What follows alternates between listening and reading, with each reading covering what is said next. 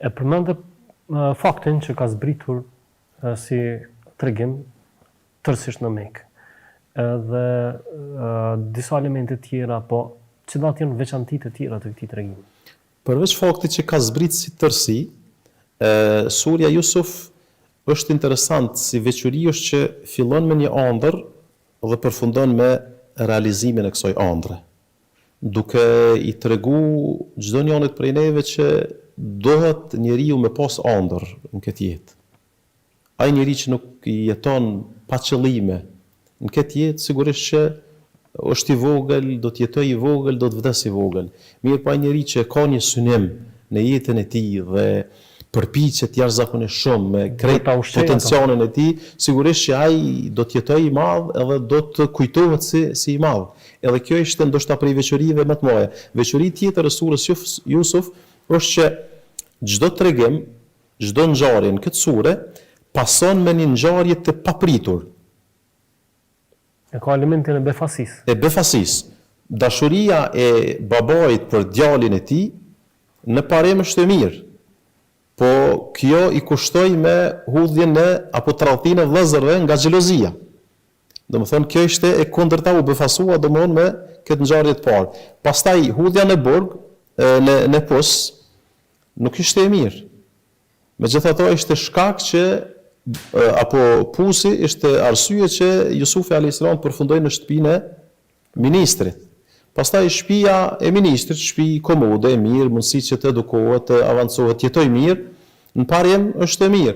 Megjithatë, kjo bëhet shkak që ai të përfundoi në burg pastaj.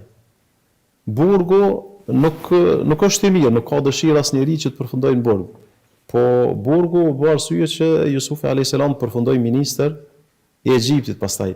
Prej veçorive të kësaj sure është që ka vazhdimisht i befason lexuesit e kësaj sure.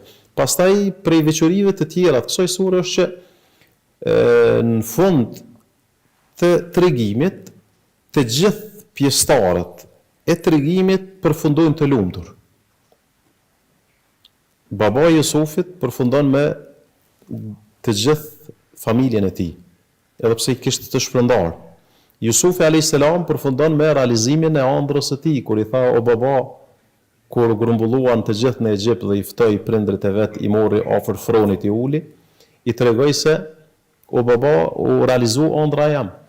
Edhe veçori tjetër që është jashtëzakonisht prekse, është se Jusufi alayhis salam në Egjipt kur i ftoi të gjithë të pranishmit, i ftoi prindrit e vet dhe i uli afër, duke na treguar neve të gjithëve që ai që e arrin pjedestalin e suksesit, kur mos të harroj ata që janë bërë shkak me këtë botë.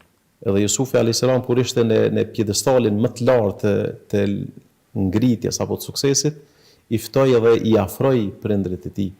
Pastaj gruaja e ministrit që kishte bëm kat, e pranoi që kishte bëm katin, u pendua për mkatin që e bani, pra e pranoi dhe u kuptua që ajo ishte që e ka josh Jusufin alayhis salam. Vëllezërit e Jusufit, ata që i bën tradhti vllaut të tij, i than na fal, e kemi bë gabimin, nuk do ta përsërisim, dhe më në fund të kuptuan që Zoti i Madhërisht prej veçorive të njeriu është që i dallon njerëzit. Domethënë nuk i jep të gjithëve njësoj, po dikon e dallon nga të tjerë, dhe është prej dhuntisë së Zotit që i ka dhënë Jusufit alayhis salam, nuk i ka dhënë të tjerëve. Prandaj si tregim përfundon edhe mbreti, përfundoi me realizimin e misionit e tij duke shpëtuar Egjiptin nga ai kaos. Pra veçori kësaj sure, prandaj edhe Zoti i Madhërisht e ka thujt tregimi më i bukur, edhe është prej porosive edhe të dietarëve që ai njeri që ka pikëllim në veten e tij, propozohet që të lexohet surja Jusuf. Se asnjë njeri që lexon surën Jusuf nuk ka mundësi që mos të përfundojë duke u motivuar për jetë. Prandaj edhe njerëzit që kanë dëshpërim apo kanë stres, është mirë që të lexohet kjo surë, sepse sigurisht që do t'i ndihmojë.